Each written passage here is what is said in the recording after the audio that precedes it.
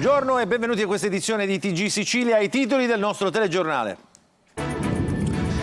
Militello sotto shock dopo la tragedia. Un uomo è morto colpito da una macchina a sparacoriandoli durante la festa del patrono. La moglie è ferita e ricoverata in ospedale. Tra poco tutti gli aggiornamenti in diretta dai luoghi dell'incidente. Primo fine settimana di controesodo, traffico da bollino rosso sulle strade siciliane, code agli imbarcaderi e ai caselli. A Fontanarossa, ritornato pienamente operativo, continuano ad arrivare i turisti.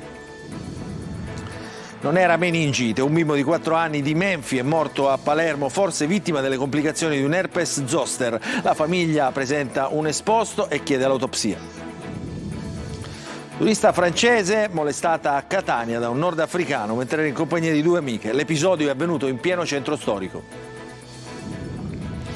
A Lampedusa non bastano i massicci trasferimenti di migranti, il centro accoglienza resta ingolfato con oltre 2.200 presenze, nuovi sbarchi in nottata. Pari e rimpianti per la prima partita del campionato di Serie B del Palermo. A Bari finisce 0-0, i rosanero in 11 contro 9 sprecano anche un calcio di rigore. A Catania invece si aspetta l'arrivo del bomber di Carmine.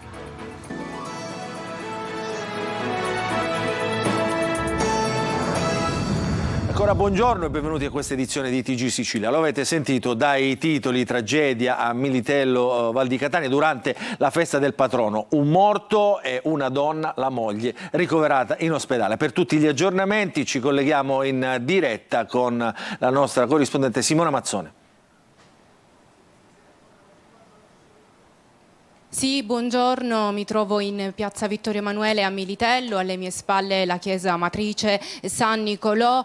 Qui si è consumata una tragedia, come dicevi ieri, durante la festa patronale del Santissimo Salvatore. Un uomo è morto, ma sentiamo tutti i dettagli nel servizio che abbiamo preparato.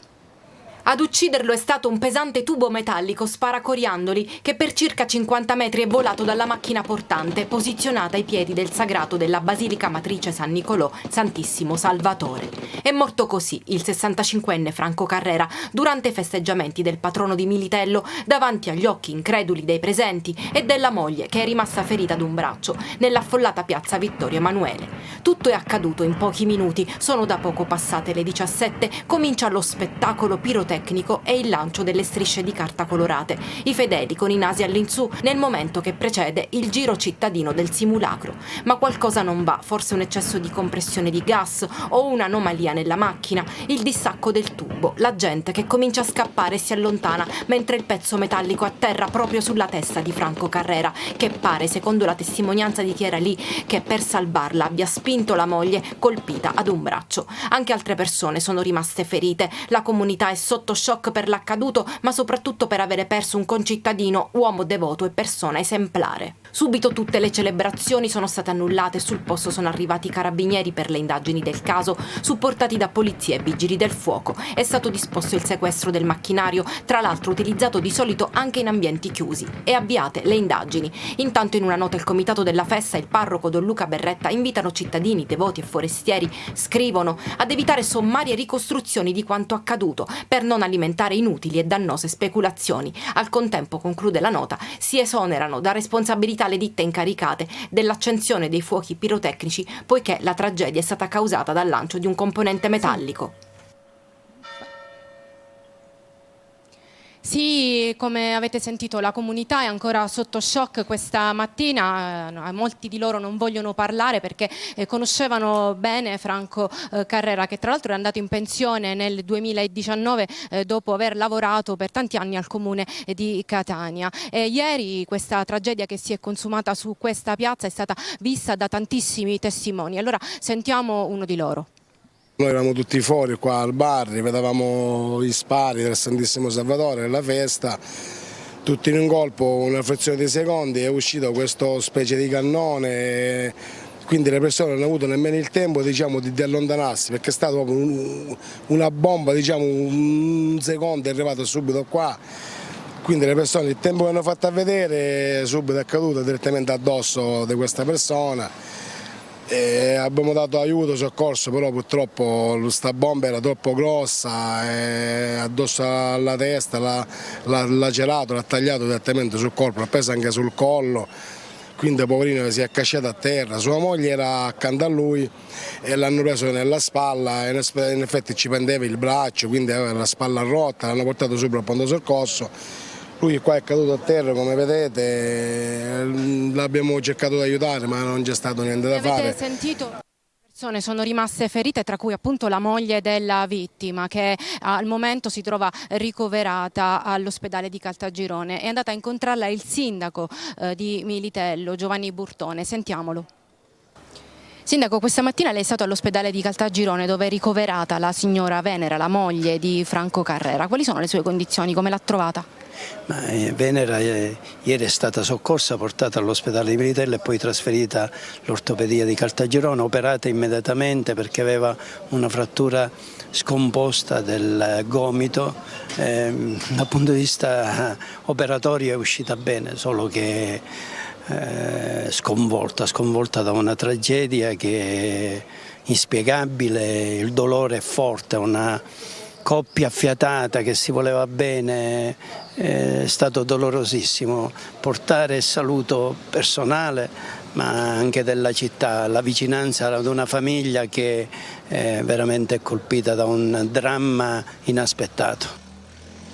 Nella piazza ormai non c'è più nessuno, è stata lasciata dopo un vocio di persone appunto che continuavano a parlare della vicenda. È rimasto soltanto un mazzo di fiori a ricordare la vittima di questo evento. Per ora è tutto, a voi la linea. Grazie a Simona Mazzone che continuerà ad aggiornarci su questa terribile vicenda che ha colpito la comunità di Militello. Nel frattempo cambiamo argomento. Un uomo di 46 anni è morto ieri sull'autostrada Palermo-Mazzara del Vallo, poco dopo lo svincolo di Partinico, mentre era alla guida dell'auto si sarebbe sentito male, ha fatto appena in tempo ad scostarsi ma è deceduto. I primi a soccorrerlo sono stati alcuni automobilisti che hanno notato l'insolita manovra. I sanitari del 118 hanno constatato la morte dell'uomo. Adesso ci occupiamo del controesodo perché comincia oggi il primo fine settimana appunto di spostamenti di rientro a casa e allora il primo servizio su questo argomento arriva da Messina con Francesco Triolo. La prima mattinata di controesodo è filata via liscia, sia gli imbarchi di Caronte Touristica che quelli di Blueferris. Il traffico delle auto che dovevano passare lo stretto è stato gestito senza intoppi e senza lunghe attese. Il piano viabilità messo a punto da Prefettura e Comune di Messina sta funzionando. Raddoppiate le navi in servizio oggi sullo stretto di Messina, sono addirittura 8, una ogni 20 minuti, anche meno, 2 sono appena partite, un'altra sta sbarcando adesso. È un'organizzazione che sta funzionando e il coro di elogi arriva direttamente dagli automobilisti che effettuano veramente pochissimi minuti di attesa. Da quant'è che attendete qui? 5 minuti, poco, fattibile, oggi mi sembra buono. Sembra di sognare quasi. Esatto, non è realtà. Avevamo paura di doverci mettere molto di più, quindi viva. Da quanto attendete? No, siamo arrivati, ci siamo infilati, quindi nessun problema. Non ci aspettavamo, normale c'è sempre confusione. Fondamentale la presenza contemporanea di ben 13 navi traghetto in servizio, 8 come detto delle compagnie private, 5 l'intera flotta della Società di Ferrovie dello Stato. Sul controesodo e sulle vacanze sta incidendo però anche il caro carburante. La benzina al self-service sfiora ormai 2 euro al litro, 1,09 euro il diesel, prezzi maggiori al servito e nelle pompe in autostrada e nelle isole minori. Il costo può arrivare anche a 2,04 euro per litro. A questo si aggiunge anche il ritorno del grande caldo previsto da oggi e nei prossimi giorni. Catania e Messina sono in allerta gialla, a Palermo il bollino è arancione, temperature alte che saranno anche associate a tassi elevati di umidità che possono rappresentare un rischio per la salute. A Palermo invece la stagione turistica è ancora nel vivo, abbiamo sentito i vacanzieri in giro per le vie del centro. Il servizio. Palermo non chiude per ferie, anzi anche nel penultimo weekend di agosto le vie del centro sono affollate dai vacanzieri. Palermo è la bomboniera della Sicilia, poi c'è il mare che fa da contorno, l'accoppiamento mare-montagna è quello che ha subito loro parecchie volte perché notano il mare e poi le montagne a strapiombo nel palermitano e nel trapanese. Andiamo nella zona tra Palermo e Trapani, Castellammare del Golfo, San Vito Lo Capo, Trapani, gireremo un po' la zona. La Sicilia resta una delle mete più gettonate di quest'estate e c'è chi ritorna ancora una volta, non solo a Palermo ma anche a Catania. Questo è il quarto anno consecutivo che ritorno qui in Sicilia, ogni anno cerco di fare almeno una settimana divisa tra Palermo e Catania, perché per me è l'unica isola che riesce a inglobare un po' tutti i desideri e piaceri che noi italiani possiamo avere in vacanza. La gente è molto accogliente, ripeto, questi paesaggi spettacolari. Comunque sì, bella tutta la Sicilia, si mangia bene, pesce, bello, da ritornare. Le strategie e i progetti per il rilancio del settore turistico puntano alla destagionalizzazione, garantire così l'accoglienza tutto l'anno. Adesso ritorniamo a Catania perché anche l'aeroporto Fontanarossa in questo primo weekend di controesodo è protagonista anche perché i turisti continuano invece ad arrivare, c'è chi sceglie appunto di partire per le vacanze, ma c'è appunto chi arriva in Sicilia in queste ore. Manuela Corsi. Da Roma. Quanto starai qui? Una settimana. In questo primo weekend di controesodo per molti le vacanze devono ancora iniziare.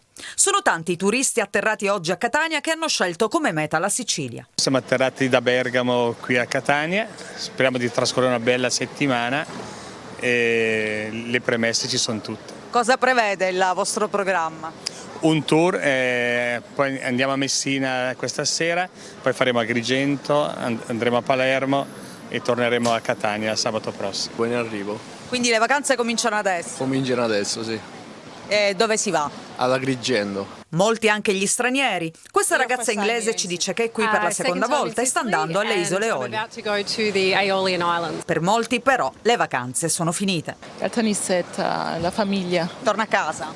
Sì, purtroppo sì. Però sono siciliana e quindi ho vissuto la mia terra per 15 giorni e adesso ritorno su Firenze. Finita. Da dove vieni? Stiamo tornando a Malta che lavoriamo lì, però abbiamo i genitori invece che abitano qui, quindi siamo venuti a fare un pochino di vacanze. Stiamo tornando a casa. Da dove venite? Malta. Quindi vacanze finite? Sì, e ritorniamo alla vita normale. Allo Scaletneo di Fontanarossa, dopo settimane difficili, tutto oggi sembra essere tornato alla normalità. Incidente ieri pomeriggio nel centro storico di Caltagirone, 6 clienti seduti ai tavolini di un bar sono stati travolti da una Mini Cooper mentre consumavano le proprie ordinazioni. State vedendo le immagini dell'auto. Per loro prognosi non superiore ai 30 giorni, solo per uno, un 56enne di Caltagirone che ha riportato traumi addominali, si profila una degenza più lunga rispetto agli altri. Il conducente della vettura, un 76enne originario del posto ma da tempo residente a Milano, è stato denunciato dall'autorità giudiziaria dagli agenti della polizia municipale che sono intervenuti per lesioni colpose. È probabile che l'uomo, dopo aver percorso la via San Bonaventura, sia stato ingannato dalla scarsa dimestichezza con il cambio automatico dell'auto, premendo l'acceleratore invece del freno e facendo così inopinatamente finire la macchina sugli avventori del bar. Adesso ci spostiamo a Menfi, lo strazio dei genitori di Gioele, morto a 4 anni per un decesso fulminante. Per il bambino potrebbero essere state le complicanze di un herpes zoster. I familiari hanno presentato un esposto, è stata aperta un'inchiesta. Giusy Lazzara. La febbre alta, la stanchezza e il vomito. La sera del 9 agosto Gioele Palmiteri, 4 anni, sta male. I genitori che vivono a Menfi, preoccupati, vanno al pronto soccorso di Sciacca. Comincia il calvario per il bambino che dopo 10 giorni di agonia in 2 ospedali e 3 reparti diversi muore. All'inizio si era ipotizzata un'infezione intestinale, ma le sue condizioni di ora in ora peggioravano, tanto che è stato necessario trasferirlo nell'ospedale pediatrico di Cristina a Palermo. Aveva problemi neurologici, dicono dall'ospedale. Quando è arrivato le sue condizioni erano apparse da subito molto gravi. È stato trasferito in terapia intensiva, ma non c'è stato nulla da fare. Al momento si ipotizzano le complicanze dell'herpes zoster e che il bambino non aveva la meningite come si era detto inizialmente. Non si danno pace ai genitori, il padre bracciante agricolo e la madre casalinga, che nonostante lo strazio vogliono capire realmente che cosa ha portato alla morte il figlio. Così è stato presentato un esposto che ha fatto partire l'inchiesta della Procura di Palermo. Non chiedono risarcimenti e responsabilità, dice il sindaco di Menfi, Vito Clemente, vicino alla famiglia, ma chiarezza su una morte che resta ancora misteriosa. L'inchiesta è a carico di ignoti, ma non è escluso che i sanitari saranno iscritti nel registro degli indagati come atto dovuto. L'autopsia lunedì, poi i funerali e il lutto cittadino a Menfi.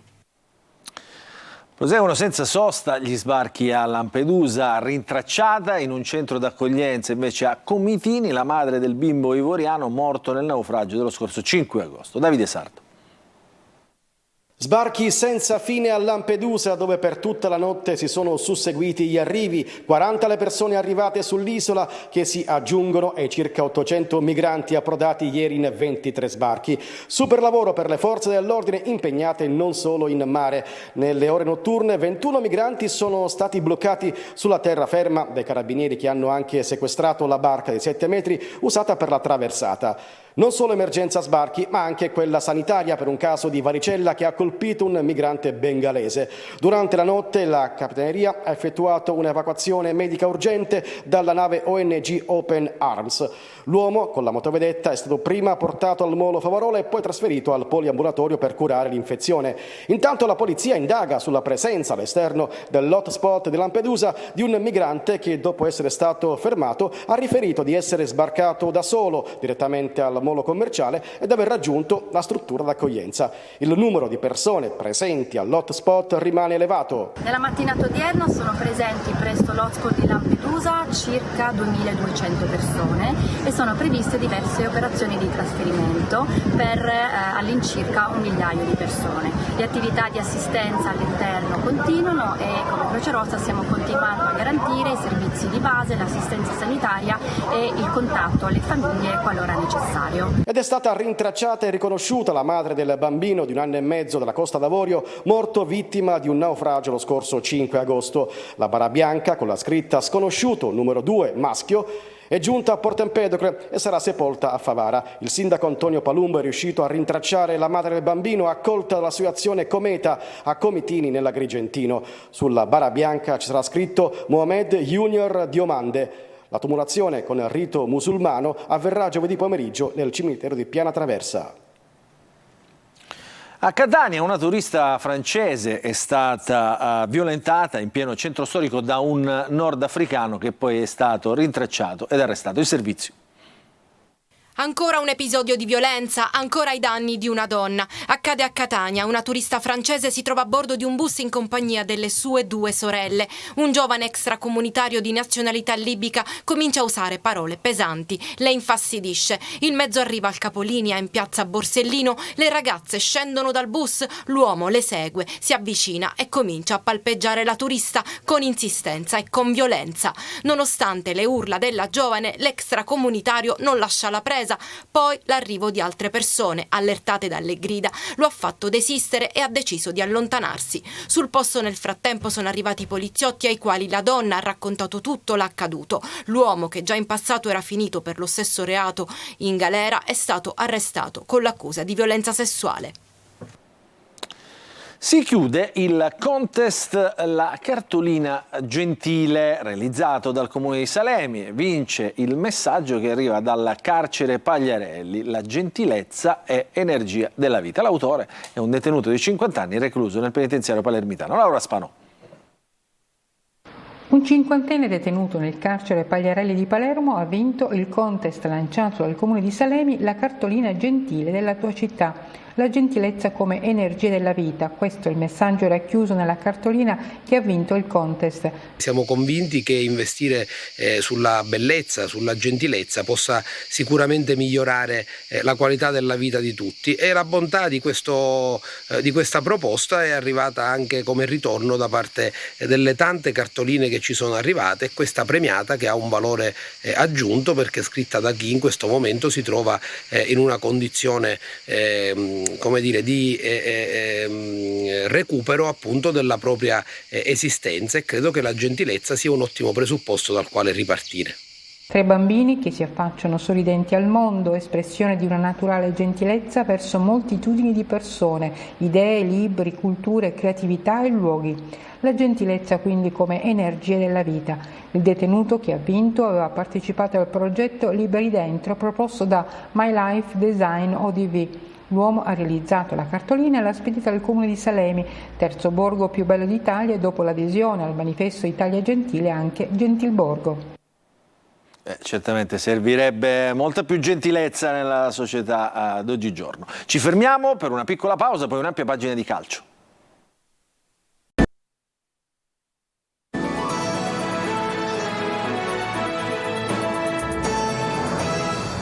Bentrovati nella seconda parte del nostro TG Sicilia, parliamo di calcio, cominciamo con il Palermo, è cominciato il campionato di Serie B, il Palermo in 11 contro 9 non è riuscito a battere però il Bari al San Nicola nell'anticipo appunto della prima giornata del campionato cadetto. Di Mariano fallisce un rigore e alla fine un gol annullato a Brunori. Marco Gulla. La sagra delle occasioni mancate. Il Palermo in 11 contro 9 riesce a non vincere al San Nicola contro il Bari, finisce 0-0 nell'anticipo della prima giornata di Serie B e i rosanero possono solo disperarsi per non aver portato a casa la vittoria. Un rigore sbagliato e un gol annullato all'ultimo minuto, resistenza da un lato, poca lucidità dall'altro. Sì, perché il Palermo doveva certamente fare di più. Negli ultimi minuti con il Bari in 9 si è pure fatto male Menes, rimasto in campo, ma senza poter correre. Una partita subito accesa dal tiro di Vasic con Brenno, che per poco non regala così il vantaggio ai siciliani. Palla sul palo. Poi sale in cattedra il Bari, che inizia a giocare meglio e colleziona anche occasioni. Bravo Pigliacelli a non farsi sorprendere. Ripresa, Maita entra a gamba tesa su Vasic e Maresca, dopo il controllo al VAR, estrae il cartellino rosso. Una sanzione che ha indirizzato il match, almeno dal punto di vista strategico, col Palermo costantemente nella metà campo avversaria. Al 63esimo ancora l'arbitro protagonista, questa volta il fallo è di Di Cesare su Brunori in area, calcio di rigore e doppio giallo per il capitano dei biancorossi. Bari in 9, dal dischietto va Di Mariano che calcia però altissimo sopra la traversa. Il Palermo però non si scoraggia, Corini le prova tutte mettendo in campo i giocatori offensivi a disposizione, Valente, Mancuso e Soleri. Così dopo un maxi recupero arriva il gol di Brunori, il Palermo esulta ma il controllo VAR annulla la rete, fuori gioco dell'attaccante rosanero. Si resta sulla 0-0 e finisce così, 2 punti persi per come si era messa in discesa la partita. Abbiamo attaccato, abbiamo costruito occasione da gol, ci siamo presi un calcio di rigore che purtroppo non siamo riusciti a realizzare. Abbiamo spinto sino alla fine, nonostante il Bari giustamente fosse tutto rinchiuso in area, abbiamo creato altre 2 o 3 volte i presupposti per fare gol, l'abbiamo fatto. Comunque c'è grande rammarico perché quando crei queste premesse, queste partite sono da vincere. Atteso in queste ore a Catania l'attaccante Samuel Di Carmine, pronto a siglare un contratto di 2 anni con i rossazzurri, definito anche l'arrivo del difensore Quaini, ma il mercato del Catania prevede anche altre novità. Ce ne parla Sergio Colosi. Per il nuovo attaccante del Catania Samuel Di Carmine è pronto un contratto biennale. Già raggiunto l'accordo economico, si tratta di un passaggio formale e poi si apriranno le porte del club rossazzurro che punta forte su un calciatore dal passato anche in Serie A con Fiorentina, Verona e Crotone. La B con 320 presenze e 80 reti è la sua collocazione naturale e Di Carmine, 35 anni, il prossimo 29 settembre sarà il terminale offensivo in una categoria dove con le sue giocate può fare la differenza. Subito dopo il Catania definirà l'altra operazione virtualmente conclusa con il difensore Alessandro Quaini, 25 anni da compiere il 17 settembre, richiesto dal tecnico Tabbiani che l'ha avuto nel Fiorenzuola. Pronto un biennale, Quaini potrebbe arrivare con la formula del prestito con diritto di riscatto. La sua voglia di abbracciare il progetto Catania è risultata decisiva nel liberarsi dal club di appartenenza. Il mercato prevede qualche altro colpo. Piace il centrocampista Giuseppe Mastinu dal Pisa, il cui profilo interessa anche alla Ternana dell'ex Lucarelli, e con Giovinco in uscita ci sarà spazio per un altro attaccante, che dovrebbe essere il lituano Edgaras Dubiskas, di proprietà del Pisa. Prossimi appuntamenti nel calendario rosso-azzurro: l'allenamento congiunto a Ragalna a porte chiuse con il Ragusa e lunedì la presentazione della campagna abbonamenti. Il Messina, per completare il mosaico con un attaccante e un giovane difensore, attende gli scampoli di fine stagione. A breve l'ok di Giacomo Modica per l'annuncio del centrocampista trentenne Domenico Franco, che da alcuni giorni si allena con i nuovi compagni. Questa era l'ultima notizia, il nostro telegiornale finisce qui, non ci sono ulteriori aggiornamenti. Vi ricordo che l'informazione su Antena Sicilia ritornerà più tardi alle 20. Allora non ci resta che salutarvi e ringraziarvi per averci seguito.